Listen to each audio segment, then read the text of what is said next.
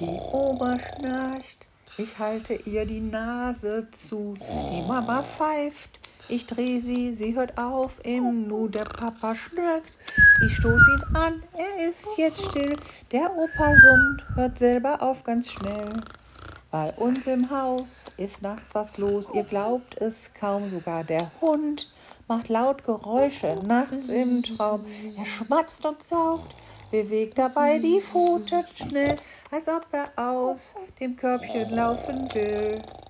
Meine Familie stimmt ihr Nachtlied laut im Schlaf. Ich bin es, der dieses Orchester hören darf. Schnarch, schnarch, pfeif, pfeif, schnörk, schnörk, summ, summ, schmatz, schmatz, wuff, wuff. Hört die Musik auch sehr schnell wieder auf. Ich weiß genau, wenn ich mit Angst nicht schlafen kann, sind's die Geräusche, die ganz sanft beruhigen mich dann. Die Nachtgespenster schweben vom Orchester weg, so schlaf ich ein, was kann nachts schöner sein?